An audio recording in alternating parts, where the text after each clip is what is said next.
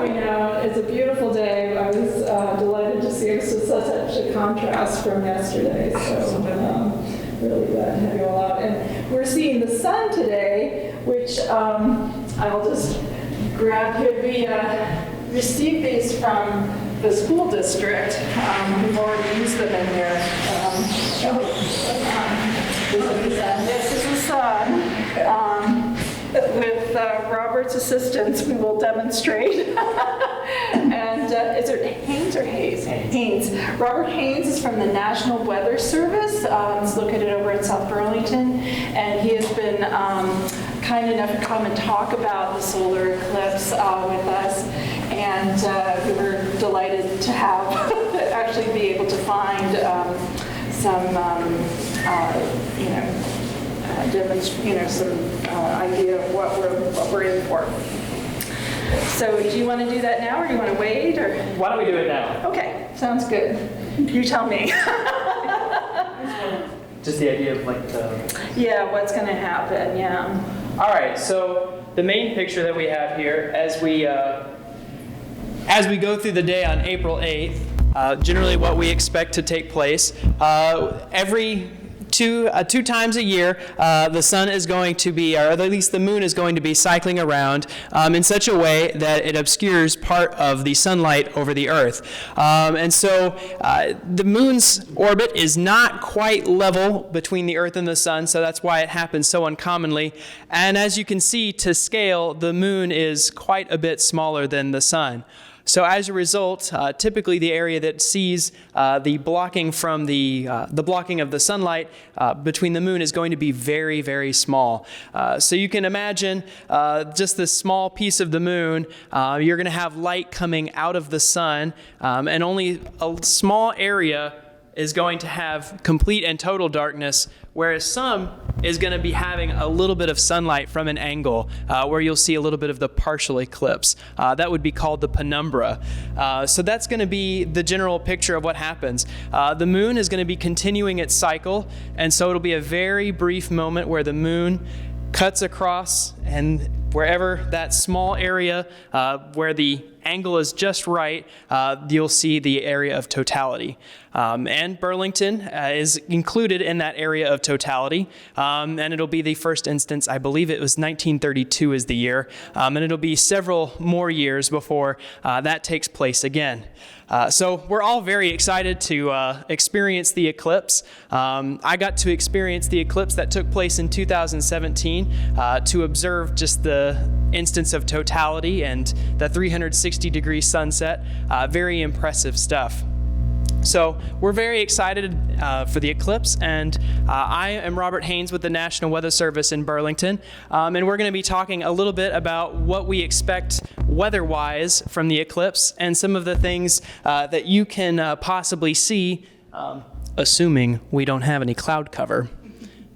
All right, so just to give you just a very quick brief view of who we are with the National Weather Service and why we care about this eclipse, part of our mission is providing weather, water, and climate data. The sun is the most important part of Earth's climate. It provides us all the heat that we need, and how the Earth absorbs the sun's radiation is how we get all of the different temperatures across the area. And the fact that we're going to have some of our sunlight blocked for 3 whole minutes is going to affect our weather. So we're concerned with that as how it affects our weather. And our vision is not quite so much the topic of today, but it's helping people make decisions based on the weather information we provide. And we are, there's 122 of us offices, 120 in the contiguous United States. And so we cover the area here in Vermont and northern New York. And so with all the excitement here, we have prepared a page that if you go to weather.gov/BTV/Eclipse 2024, most of the things in this presentation are going to have, you can find again on this webpage so that you can review some of the weather details that we expect as we approach Eclipse Day. And so here is the idea of the eclipse track and the timing of it. So we'll let this GIF loop back to the beginning here. So you can see the area of darkness there. That would be the area where it's night. And so as night is falling here in the western or eastern hemisphere, the sun is going to be tracking up across the United States from Mexico and then exiting across Canada. That small black dot that you see, that is the area of totality. So again, the moon is much smaller to scale than the sun, and so as a result, a very small area sees totality, but you can see a wider region is going to have some partial blocking from the moon as it makes its journey across the skies. So here is a map of when we expect the timing in our area. Here you can see the partial eclipse is far south, an 85%, as far south as Massachusetts, getting closer to Long Island and towards Port Gray. But as you get towards, our area, there'll be Buffalo, Watertown, Burlington, and far northern New Hampshire and Maine. That's going to be in the path of totality. Generally, the time frame across here is about 3:28 p.m. That is the expectation for when we are going to see that. And so that'll be the perfect time of day, right at the almost the point where the sun is going to be near the top of the sky. So we should have a fairly good view of the solar eclipse. All right, so here is an animated GIF kind of demonstrating what I was trying to show earlier of the moon moving in front of the sun in such a way that it causes a little bit of a shadow across the earth. Again, trying to point out some of the angular waves here. So if you're perfectly near the center of it, you'll be near the path of totality, but some of the sun's rays at an angle will be the area where only a partial eclipse takes place. So again, being in the area of the full shadow is known as the umbra, and the area that is in a partial shadow is the penumbra. So can you hit pause on that? No, it's a GIF. It's just going to keep looping. So you know the cone inside, is that the point at which it touches whatever the cone reaches the earth? Is that totality? Yeah, this small narrow area of slightly darker is going to be where the totality would occur. And the other parts, is that like 85%, or is that just totally different area? It's not to scale. It's not to scale. It's just to kind of demonstrate the idea. All right. And so here are some facts about the solar eclipse. And so a solar eclipse, of course, as we've mentioned before, happens when the sun's light is blocked by the moon.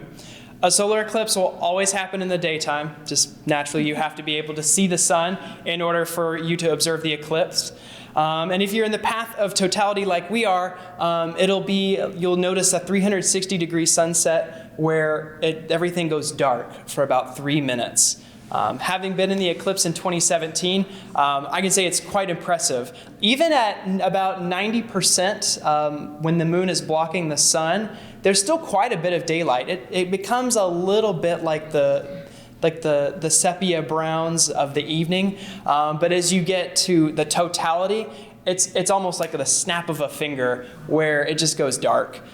Very impressive stuff. And so I hope the region does get to experience that, because it is very neat when you're in that path of totality to have that sudden change to the darkness of night. Where were you in 2017 when you saw that? Tennessee. Yep, the previous eclipse kind of cut across the central part of the United States. So here's another view of the path of totality, again, just to remind us that it's going to cut roughly between Rochester, Syracuse, Montpelier, Burlington. All of these towns are going to be in the path of totality. So essentially, if you're anywhere in northern Vermont, you should be at a good viewing spot to observe the solar eclipse. Now, I'll make one kind of note as far as weather patterns go. So dealing with weather patterns, we have the Adirondack Mountain Range and the Green Mountain Range. Oftentimes, if we do happen to have a northwest wind, we'll often have clouds pile up on the western side of the Adirondacks and on the western side of the Greens. And then occasionally, those clouds will develop in waves. So as far as where we typically see that, the Champlain Valley is usually immune to that type of stuff, as well as parts of the St. Lawrence Valley. But the closer you are to terrain, the more likely you are to experience things like wave clouds that develop off of our mountains. All right, so to mention some of the things that you can expect during this eclipse. So as the moon covers the sun, the sky will get dark. You'll start to see that sort of dusk dawn type thing where it's edging towards nighttime, but it's very slow process. But the change over to that full night type look happens very quickly. One of the things, if you have your ears peeled, listen out for wildlife that may react differently. A lot of animals that prefer daylight will be a little confused by the situation probably, where they may go silent. On the other hand, you may hear things like crickets starting to chirp, or you may hear birds that start to sing as well, thinking that it's about time to either wake up and or go to bed. Now, as far as the temperature goes, the temperature is expected to drop anywhere between 4 and 10 degrees as a result of the eclipse. We rely on that solar heating to provide us our sense of warmth. And so even just 3 minutes can result in that 4 to 10 degree temperature change. In April, our average temperature is starting to creep up into the 50s. So if it's a perfectly average day, we'll probably be in the 50s and may see temperatures drop into the 40s during the moment of totality. So before and after, there will also be, if you have colanders, that would be something good to bring along with you with the eclipse. You'll actually notice the sliver of the moon cutting into the rays through the holes. Yes? I remember an eclipse, I think it was in the middle of the 60s, and I was outside, and I can remember looking down at the shadows from the leaves, because I was in New York City area, and seeing those crescents just all over the place on the sidewalk there from the shadows. It's like, oh. Yeah, it's very neat. Yeah. You can actually also do it with your hands. If you kind of do your fingers 3 ways, you can sometimes get a view of it just using your own fingers as well. So take a colander with you so you can see the crescent shape of the moon starting to move into the path of the sun. Yeah. So why not a pinhole like in a car? Is the colander better than a pinhole? Mainly just because there's so many. Okay. So You could do it with like a clip or whatever as well. Yeah. What do you mean by during totality it'll be nighttime during the full moon, like nighttime? I mean, what does that mean? Yeah, so think about our scale of the moon here and just how it's so much smaller compared to the sun. So along the edges, you'll still be seeing a little bit of the sun's light. You'll see the corona around the edge of the sun. And so with the nighttime being a full moon type thing, you're seeing the moon reflecting the sun's light during that time frame. So it'll have that appearance where you can still observe some of the light coming from the corona.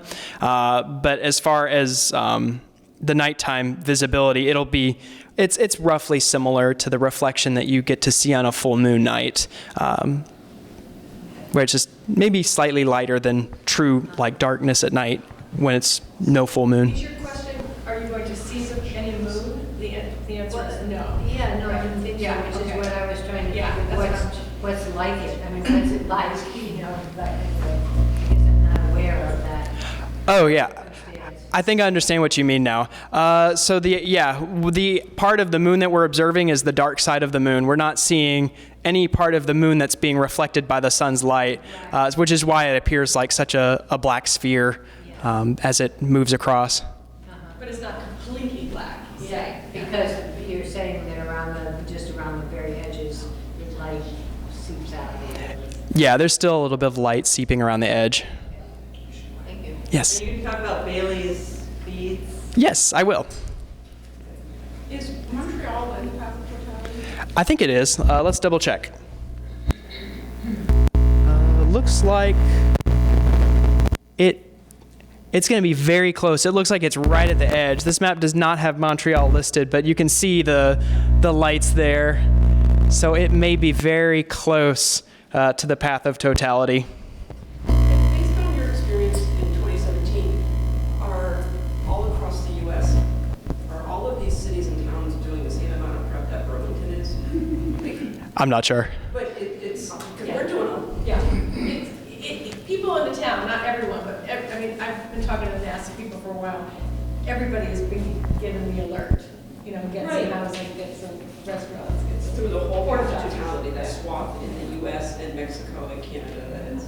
Well, probably only like the cool towns that people want to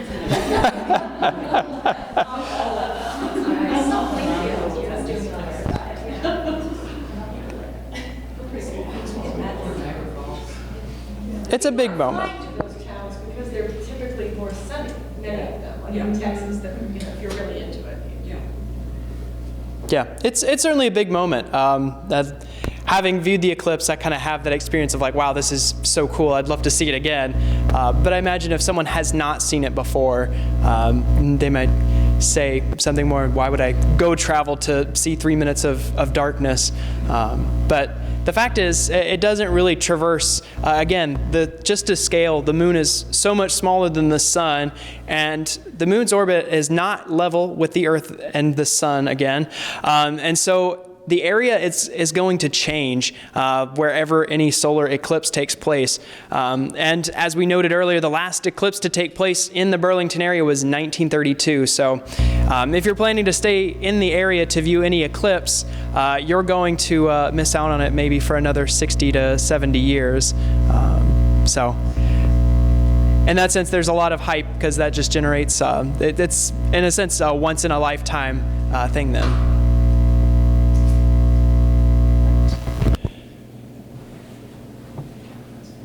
All right, so here I have an example of Tennessee cooling during the middle of the 2017 eclipse. And so, unfortunately, I could not get the color scale on this software to adjust or like stay fixed. And so you'll notice the color shading will adjust with temperature. So on this day, the eclipse happened right around 19 UTC there. And so this hour here is the, it may be 21Z, or is it 15, 16? It was afternoon. Yep. 17, it should be this hour then. There it is. So that's the hour that the eclipse takes place.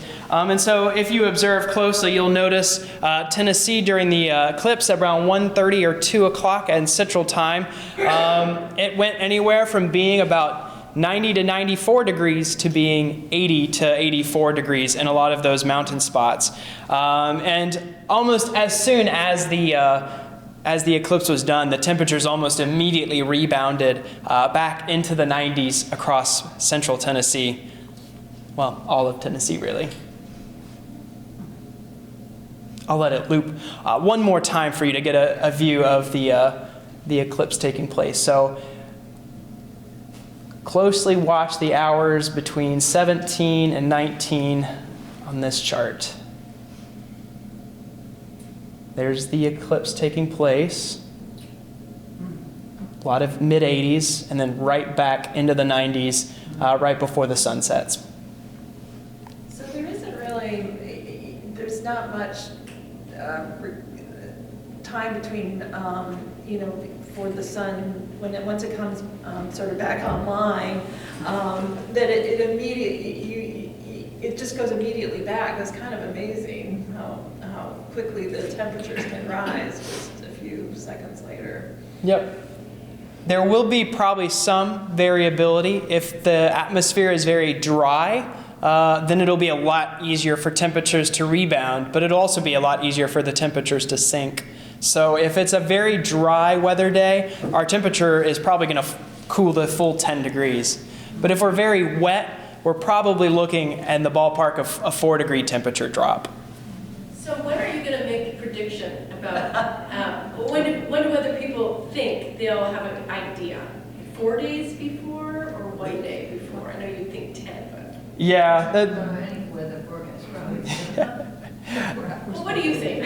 Yeah, I'm hearing a quorum starting to kind of form here. We have, generally, I'd say sky cover forecast get most accurate more like 3 days in advance. I wouldn't even be generous with our sky cover forecast unless we're looking at a big area of high pressure. Larger high pressure systems tend to be a little bit more predictable.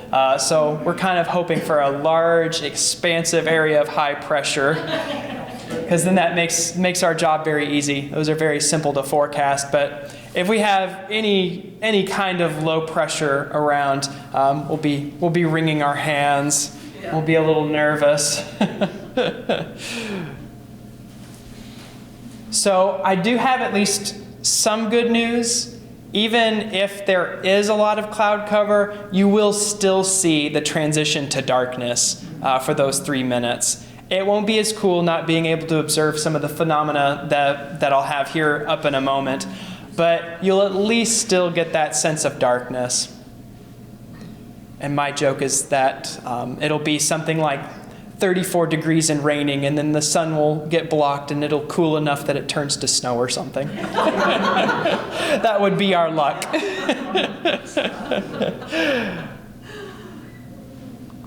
All right, so here, before we get into some of the phenomena, just a quick reminder of some of the safety tips as far as observing the eclipse here. So I'm going to start this video.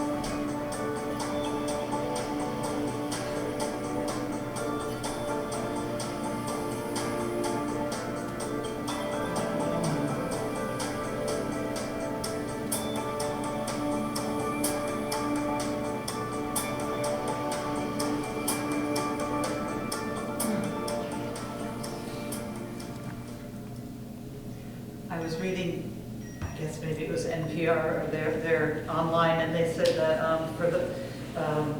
it was talking about an ophthalmologist that saw people who had looked at the eclipse in 2017 directly, and on their retina was a crescent-shaped wound. Really? Wow. That's very interesting and very frightening. So safety is important to observing the eclipse. It doesn't take very much time for that sunlight to damage your eye. So make sure until you see that moment of totality, and the video showed some of the phenomena that you'll see right before totality, like Bailey's beads. You'll observe those kind of phenomena right before totality. When you no longer see those objects, when you see the corona, you'll even see things like stars appearing in the sky because of the darkness. That'll be the moment that you can safely take off your eclipse glasses in view. And then, as it noted, as you start to see light coming back out, when you start to see the diamond type shape as the crescent of the moon is starting to move away, that's the moment to put the sunglasses, or eclipse glasses rather, back on. Where's it advised to get those glasses? What, I'm sorry? Where is it advised to get those glasses? I have some. We're gonna keep it on the down low, but I've got a few to give out to people who are here. Just become my best friend. Yes. So I've heard that the reason not to look at it directly is that, you know, when you've got a magnifying lens and when you were little, you used to shine it and burn grass or bugs or anything like that. Your lens in your eye is the same thing. And so when it hits your eyes, it concentrates the same kind of thing, and that's why the burning happens. I mean, it's pretty, when you think about it from that perspective, and you've got such a magnitude, it's like an ouch. I mean, you gotta take it seriously. Yes. So if it's cloudy, we're not going to need the glasses at all. Because Yeah. right. Yeah, if we can't see the sun, then we won't need the eclipse glasses.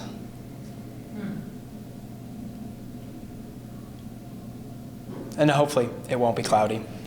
But then just even outside of the under the table Eclipse distribution of glasses, there are a lot of other libraries, some town halls, and there's also a list on our Eclipse page at weather.gov/btv/Eclipse 2024. There is a website in there that lets you know how to find reputable vendors for those Eclipse glasses. All right, so let's talk about the safety in the 3 stages here of the before totality, during totality, and after totality. So before the moon completely covers the sun, you will need those specialized eye protection. You'll need those eclipse glasses to view the sunlight safely. But during totality, once the sun is no longer visible, again, you'll see the corona and nothing else. The sky will be completely dark. You, again, should be able to view things like stars. That is the moment where it's safe to be able to take off your eclipse glasses to view it. As soon as you see even the slightest hint of the sun reappearing, it's time to put back on that eye protection to ensure that you keep your eyes safe. 3 minutes? Yep, about 3 minutes. Indeed. So soak it in while you can. All right.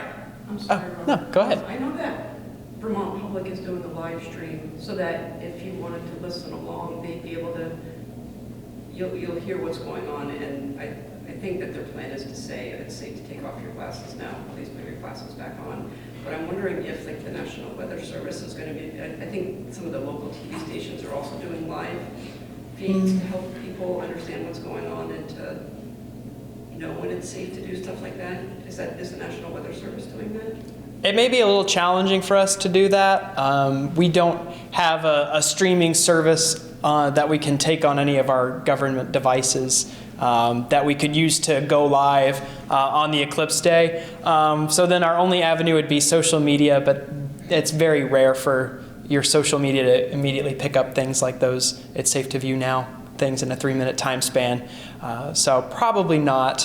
And the trick about the Fairbanks Museum, where when Jane Lynn Holmes is going to be and you're going to do the live stream, is that it's a different time. Right. And so because of your location, that kind of fine tuning, I wouldn't trust it anyway. Do you know what I mean? Yeah. And think about people in Brattleboro, they're going to be looking at it, but you know.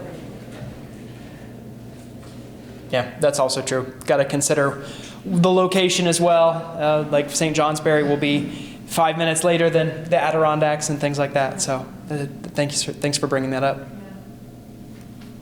All right, so here are some of the things that, assuming we'll have a good view of the sun, we'll be able to see.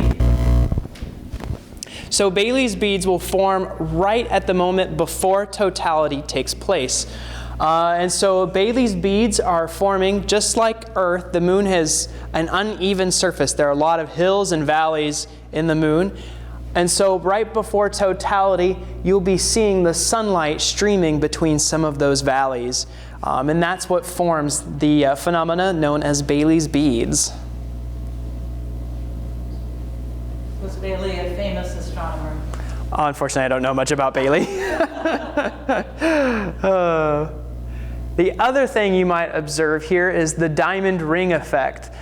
So this will happen probably towards the very end of totality. The diamond ring effect occurs as the crescent of the moon is starting to pull away from the sun.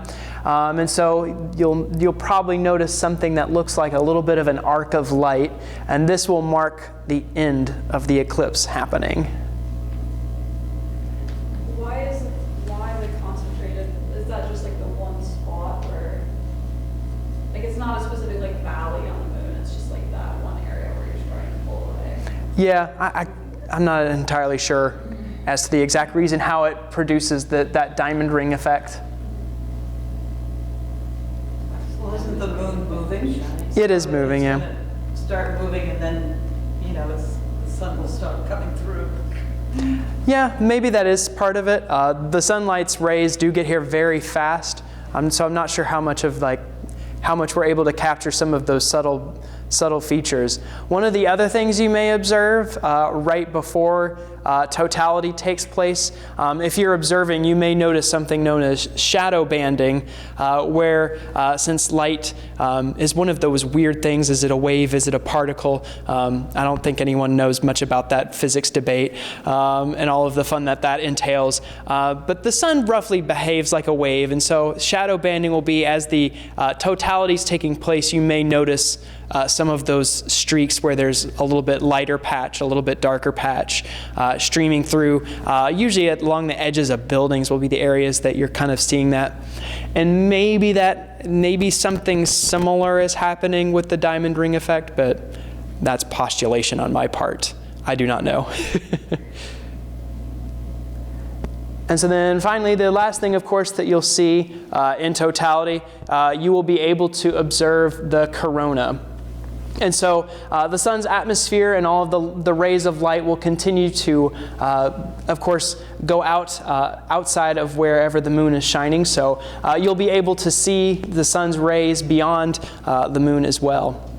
And so that would be the corona. Now, sometimes you may be able to see some pockets of pinkish hues around the edge of the eclipse. I couldn't really quite see it in this photo, but I think you can also see a little bit of a pink hue maybe at the corners as well. You're probably going to mention this, but the reason stop me if you're about to say this, but the reason the moon exactly covers the sun, tell me if I'm wrong, is that the moon is 93 million times smaller than the sun, and it's 93 million miles away from us. So you could probably explain that better. Yeah. Why does the moon exactly cover the disk of the sun? Yeah, just even though like the scale is so much smaller compared to the sun, just the far distance from it lets us see this very small area, but it lets us see it as if it were completely covering the sun. So There's a ratio that works, which is amazing. indeed, Yeah. it absolutely is. All right. So those are the big three phenomena that you'll get to see with the eclipse. So hopefully if we can view the eclipse, look out for Bailey's beads, look out for the diamond ring, and of course enjoy the awe-inspiring sight of getting to see the corona in total darkness. Now, I've mentioned all the positives. I gotta kind of, I guess, let things down a little bit. Our climatology for cloud cover is not good at this part of the world. Historically, April is one of our cloudiest months of the year, especially across the northern half of the United States. Our cloud climatology, this gray shading, is about 70 to 80%. So overall, we are more likely to observe clouds than sunlight in our area. Over the last few years, we've had several actually years where we've had less than 50% or less sky cover. So maybe there's some hope in the fact that, I don't know, last year was 30%. So there's some years where there's 2 years in a row of a lack of clouds, but we'll see. If I could offer again some other slightly good news, it's the distribution here. This is just a lot of math stuff. Basically, the higher the bar, the greater the percentage of observations. And so it tends to be on the extremes here. It's either overcast or more likely to lean clear or few. So if anything, it's less likely to be partly or mostly cloudy and maybe more likely just to be straight overcast or clear. So it'll be one of the other extremes. And then Montpelier is even more so of a significant just either clear or overcast than compared to the Burlington area. So Actually, maybe Montpelier might be the better spot to find a view of that. I would typically think of the Champlain Valley as being the less cloudy, but can't deny the charts. Yeah, all of it. Every one of the categories is better. All right. So here is some weather climatology for the day. So that's the cloud cover part of the equation. Our high temperature averages about 51. Our low temperature averages about 33. So naturally, we'll all want to make sure we have our coats. If we see our seasonal averages, we usually see 43% of days in our period of record here in Burlington have observed some measurable precipitation. So I would label that as the number of precipitation days at 43%. And the number of days on April 8th that involved some level of snow, 19%. So roughly a fifth of a chance for snow on April 8th. But at least our odds are greater than 50% for no precipitation, right? The record high for April 8th is 73, so it could be quite warm, and the record high-low temperature is 54. The highest precipitation that's been observed on April 8th is just shy of 3/4 of an inch, and the greatest snowfall observed on April 8th is 4.9 inches. So there is a chance that there could be snow involved, but we'll see. The lowest temperatures, it could be about as cold as 28 degrees during the day as the eclipse is taking place, with the low temperature as low as 11. But you said earlier that by the Friday before, we're going to have a pretty good sense of what it's going to be like on Monday. Yeah, I think so. As far as like the sky cover, definitely Friday. We may have a little bit of a better angle on the temperatures and things like that, and whether or not it could rain.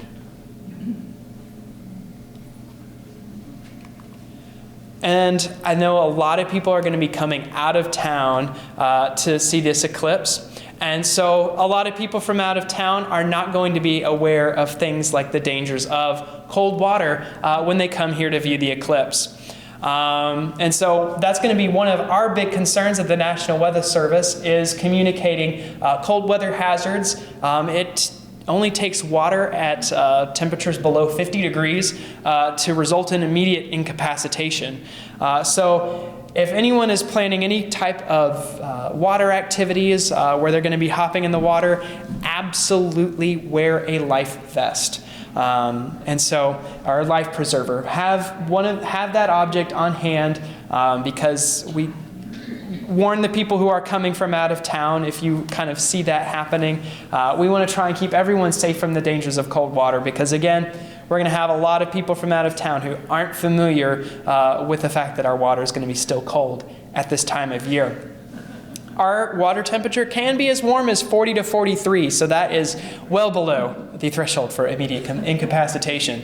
And it could be as cold still as 32 to 34. Given how the year's gone, it'll probably be somewhere, I would say, in the middle to higher range of that bar. But still, it's going to be plenty cold out there. So again, if anyone is thinking of water activities on that day, maybe encourage abundant caution. Now, as we get closer to the eclipse, as we prepare ourselves, you can use our weather page at weather.gov/btv. And we regularly update this, especially as we draw closer and closer to the event. Updates will probably be coming out on the day of every 3 hours. So if you go to our webpage at weather.gov/btv, all of the points on the map on the webpage are clickable. And what you can do is you can bookmark that. Every point on the map has its own URL specific to that point. So once you found the location you want, you can bookmark your location. And if you're not quite satisfied with where you clicked on the map, you can click again on this map here to adjust where that green box is. And that'll have all the different details that you'll want as far as the weather forecast. The top stuff with all of the icons that everyone knows and loves, that is, those are based off 12-hour forecasts, so they won't have the most detail. The more details will be written out in this text here, and so it'll have things like showers between 1 and 2, showers before noon. It'll have some of those details involved. And then if you want to go even further, what you can do is there is all the way at the top there an hourly weather forecast that you can click. And there you'll be able to view the hourly weather forecast on this line chart. The design is a little archaic, but it has the weather details on an hour-by-hour basis, and that can be helpful in terms of planning and things like that. So if you're really wanting hour-by-hour forecast, I would recommend clicking that hourly weather chart for information wherever you're going to be as the day approaches. Oops, that's not quite where I wanted to end. So I do have here, I have a couple of things where that demonstrates the last several days. This was put together by Wisconsin, the university out there, and I'm totally blanking on the rest of its name. So they compiled a list of satellite images all on April 8th over the last several years. So here's 1998 here. Here's 1999, and they've superimposed the path of totality over the last several years. So you can see our tendency to have a lot of stormy weather, but there are also some days that are relatively clear. So there's a chance either way that things could go in our favor, or things could be very cloudy. Yeah. If it's really, really cloudy, what do you suggest that we kind of focus on to get the most out of the experience? I mean, you talked about paying attention to wildlife and other such things. If you can't see the sun, there's going to be other things that can still. Yeah, the main thing will be like the nighttime darkness. That'll still be there for 3 minutes, regardless. And the temperature, yeah. The temperature won't sink quite as much if it's cloudy. Clouds tend to act as kind of a blanket. They take some of the Earth's radiation that is being sent up into the atmosphere. Clouds will tend to send that back down to the Earth. So if it's cloudy, the temperature change might not be very drastic. You'll still see the darkness of night for at least 3 minutes.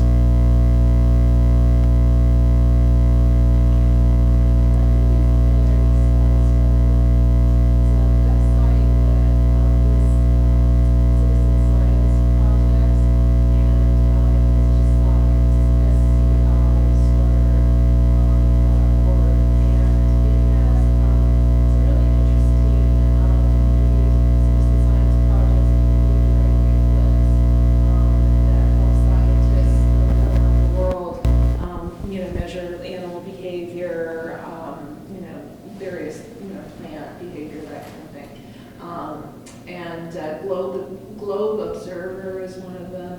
But if you look at that SciStarter website, there's some really interesting things. SCI and then SCI Starter. So Starter. it's Okay, yeah. STARTER. Yeah. What was that other one, global?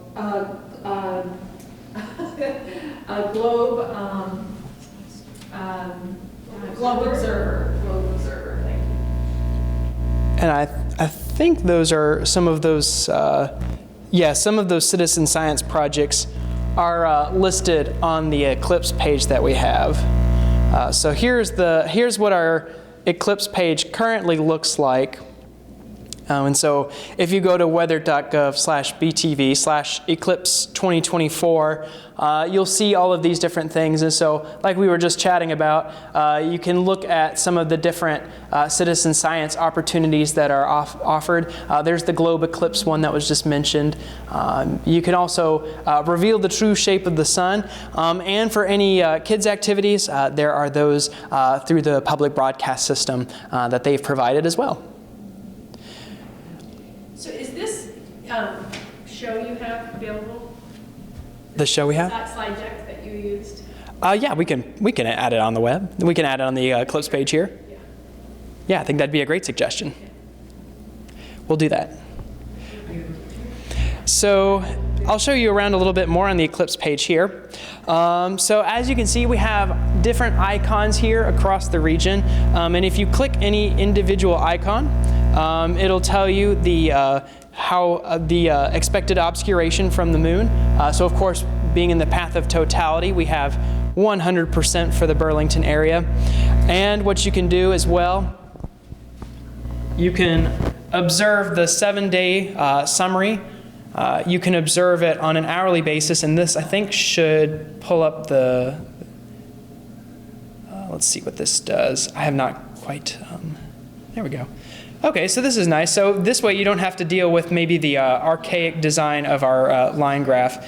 You can just come here and see what the expected chances for thunder and everything is. Clouds. And clouds, of course, sky cover. So it looks like this will be updated on a daily basis. So this is the forecast for today. And so as we get closer to eclipse time, there'll be more. And you can scroll all the way to the right to view all of this stuff. It's going to be a little bit longer before April 8th makes it in there. We only have to the end of March, it looks like. And there's also NASA-specific eclipse information that's also listed there. Yes? I just thought of a question. My second line of defense is, if we have clouds here, is hopefully to go someplace, maybe a NASA site, where one can see the whole thing, you know, as it happened in totality, maybe in Texas or somewhere else. Are you folks planning an option like that? I'm sure they'll be out there. I'm not sure how much we can really push that forward since we're mostly local to this area. I'm sure there would be resources out there. I don't know where they would be. I'm sure they may even be on this web page that has some of those virtual viewing options. Let's see. During the day of, the library is going to have we're not doing the big, festivals that they're doing down on the waterfront, but we are having sort of a more low-key event here on our lawn. If it is cloudy, and we probably will do it even if it's not cloudy, we did this when we had the partial eclipse last time, is we'll stream it in our main reading room.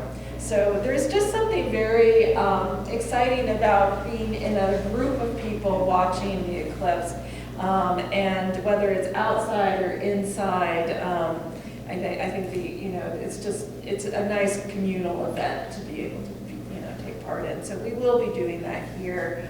I think the program will run from 2 o'clock to 4:30, something like that. We'll have some things going on. What does the word eclipse mean? Where's it come from? Do you know? I have not looked at the. I don't think it's Latin, but be interesting.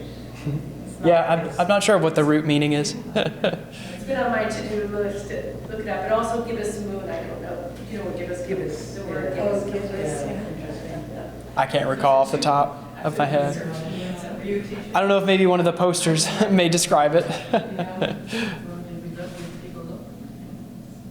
All right, so the last thing I have here to show is just to remember there's also, if you go to the Solar Eclipse Across America, that's one of the web links that you can find on the web page. So you can look at this resource to remind yourself on how you can view the eclipse safely. And as I noted earlier, this will have things to look out for as far as safe eclipse glasses, and has a list of safety tips from partners and endorsers as well.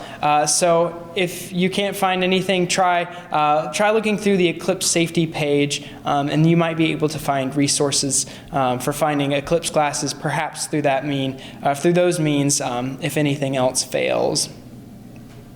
And our other Weather Service areas that will be affected by the eclipse also will be having information provided about the eclipse. And there is the NASA page, so it's possible that I would look to this page as far as finding the potential for any live stream.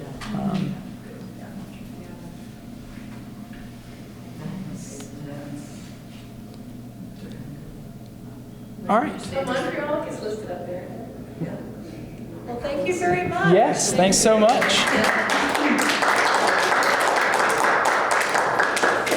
I appreciate everyone's attendance and their great questions and the great participation. I've learned some new things about the Eclipse myself as well here today. So I hope everyone's excited. They've put out several books here and several posters for additional reading as well. And if ever you have any need, the weather service, we have our lines open, so you can always call us on the phone as well. Send us messages on things like social media. We're usually pretty quick to respond, and we're all hoping you're looking forward to the eclipse.